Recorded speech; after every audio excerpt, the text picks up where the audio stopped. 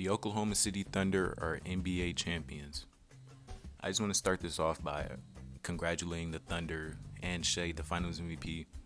You know, every time somebody wins an NBA championship, they always try, like NBA fans always try to put an asterisk on it or just discredit the championship or the best player on the team. Like they're saying it's like a Mickey Mouse ring or whatever, or like it's because Holly got injured. But you have to play the person in front of you, and I've never like subscribed to those like stupid conversations like discrediting championships, saying it's a Mickey ring or whatever.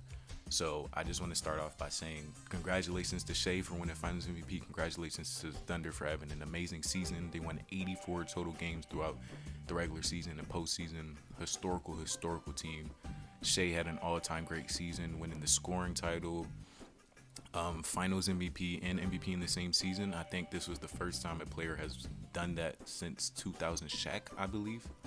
And this is the first time someone has won an MVP and Finals MVP since 2013 Bron, I'm pretty sure. So this was an all-time great season, especially all-time great guard season. This is amazing for him. We're going to have some crazy conversations about where he ranks among all-time guards and especially all-time Thunder players. Honestly, for me, I think he's the best Thunder player already. He has everything that KD and Russ have and more.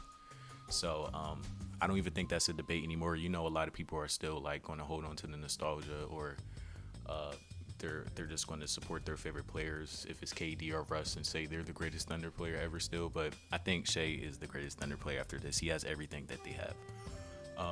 This is the first championship in OKC. You know, they won a championship as the Supersonics in Seattle, but this is the first chip in Oklahoma City. So shout out to them for that too. And then for legacies, man, Shea, like, I don't know, like I think there's definitely going to be conversations about where, like, if he's better than Russ, like just all time, not even as a Thunder player, just an all time player. And there's going to be a lot of conversation about that. Alex Caruso too, like he's rising in the ranks of all-time role players. Like there's going to be a lot of conversations about the Thunder players. And as I was saying about people putting asterisks on rings and things of that nature, of course they're putting an asterisk on the ring for Caruso too. You know, his first championship was the bubble ring in 2020, and you know how people reacted to that, saying it's a Mickey Mouse ring or whatever, it's in the bubble. And then this ring, people are just discrediting it because, you know, a lot of people hate the Thunder, a lot of people hate Shea, so they're going to say it's a Mickey ring. You know, the Holly got injured and everything, so they're just going to try everything in their power to discredit the ring. And I already said I don't subscribe to those type of things. But to go over the game, you know, one of the big talking points, I've already mentioned it in this video, is the Halliburton injury. He got injured in the first quarter.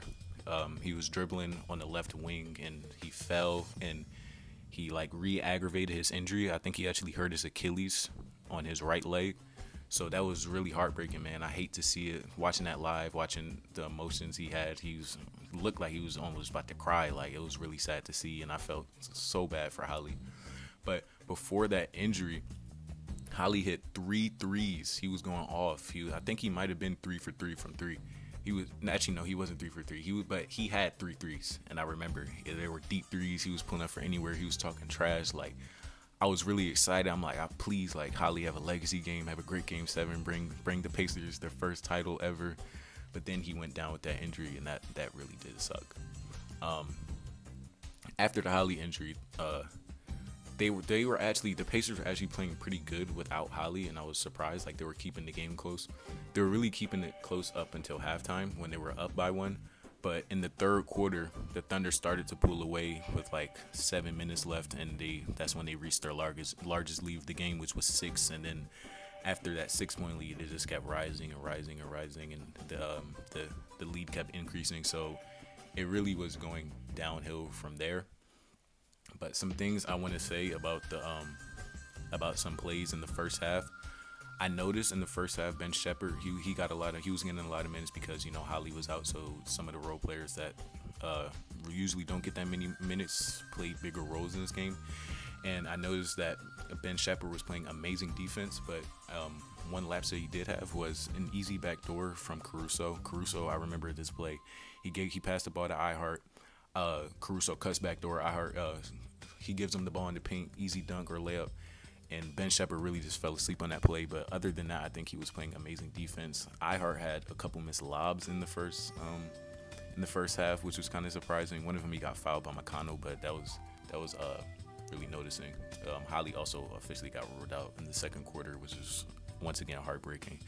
And the whole Pacers team was thinking about it. They got in the huddle when he got injured. But moving on from that, I noticed that OKC was running small ball in the first half, or just in the entire game they were running small ball.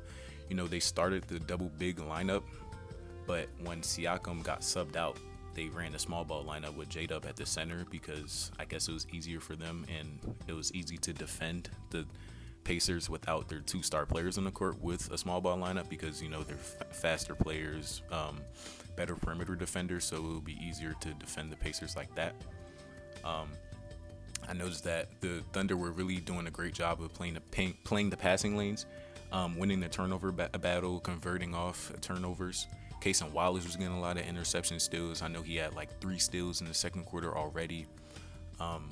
But there was, along with this great defense, there were a lot of fouls. I noticed there were a lot of fouls, and the whistle was kind of sensitive. But a lot of the plays were fouls because people are going to be aggressive in Game 7 because this is the biggest game of their life for 90% of the people on the court. But before halftime, Nembhard did hit a step back 3 on Chet before halftime to take the lead, and I think they were up 48-47. I can't remember, but I do remember they're up by 1 point because of that shot. So I was really shout out to Nembhard.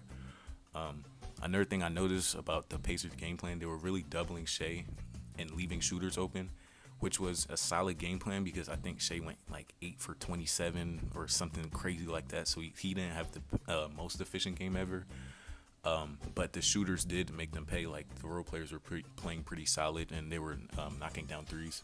So that was I guess it was a good bet maybe because they held Shea to a poor shooting performance, but the role players were playing pretty good.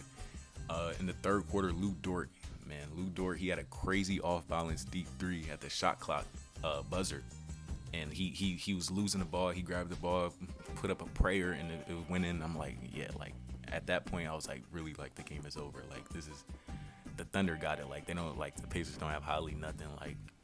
I really was yeah, the Thunder got it at that point. It started to get to a blowout. The Thunder were up as much as 22 points or something like that. But I just want to leave this off congratulating Shea once again and the Thunder. I never want to put an asterisk on the ring. This was well-deserved. I think it would have been well-deserved if either team won. Great run from the Pacers, man. Shout out to Halliburton. I hope he gets better. Prayers up to him. But yeah, man, shout out to the Thunder. Shout out to the Pacers. Congratulations to the Thunder winning their first NBA championship in Oklahoma City.